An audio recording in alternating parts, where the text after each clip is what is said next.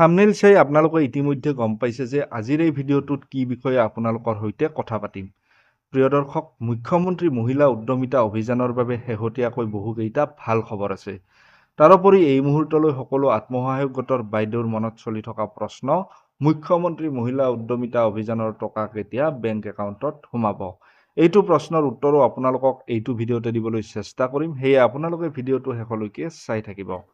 প্ৰথমে আপোনালোকক জনাব বিচাৰিছো, মুখ্যমন্ত্ৰী মহিলা উদ্যমিতা অভিযান বা লাখপতি বাইদেউ আঁচনিৰ মূল উদ্দেশ্য হৈছে প্ৰায় 40 লাখ আত্মসহায়ক গোটৰ মহিলাক ক্ষুদ্ৰ উদ্যোগী কৰি তোলাৰ লগতে প্ৰতিগৰাকী আত্মসহায়ক গোটৰ মহিলাৰ বাৰ্ষিক 1 লাখ টকা আয় নিশ্চিত কৰা।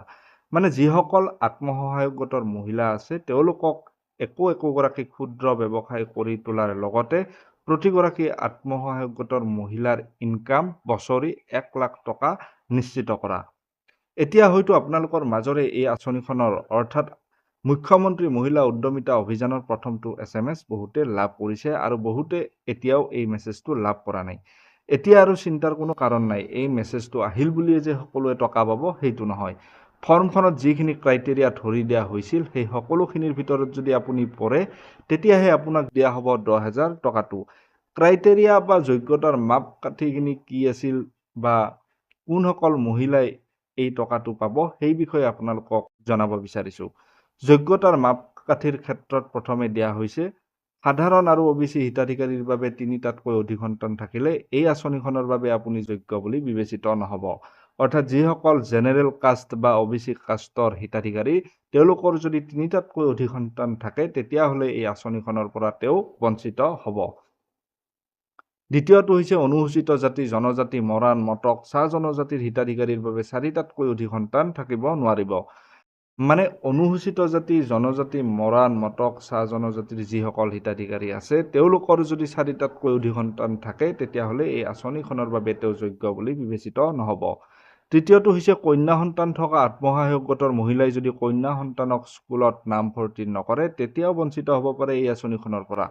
যদি আপোনাৰ পৰিয়ালত কন্যা সন্তান আছে তেতিয়াহ'লে সেই কন্যা সন্তানগৰাকীক যদি আপুনি স্কুলত এতিয়াও নামভৰ্তি কৰি দিয়া নাই তেতিয়াহ'লে এই আঁচনিখনৰ পৰা আপুনি বঞ্চিত হ'ব পাৰে।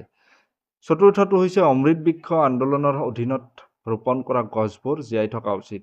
আপুনি যেতিয়া অমৃত বৃক্ষ আন্দোলনৰ সময়ত গছপুলি ৰোপণ কৰিছিল সেই গছপুলি বৰ্তমানো জীৱিত অৱস্থাত থকাটো অতিকৈ বাঞ্ছনীয়। পঞ্চমটো হৈছে অনুদান লাভ কৰিবলৈ যদি আপুনি চৰকাৰে দিয়া ব্যৱসায়িক পৰিকল্পনা দাখিল কৰা নাই তেতিয়াও নাপাব পাৰে এই আঁচনিখনৰ সুবিধা।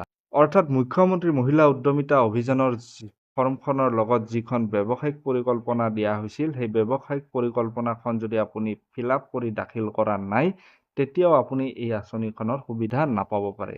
গতিকে এইখিনি ক্ৰাইটেৰিয়া বা যোগ্যতাৰ মাপকাঠিখিনি যদি আপুনি মানি চলিছে বা এই ক্ৰাইটেৰিয়াখিনিৰ ভিতৰত আপুনি পৰে তেতিয়াহে আপোনাক দিয়া হ'ব মুখ্যমন্ত্ৰী মহিলা উদ্যমিতা অভিযানৰ 10,000 টকা।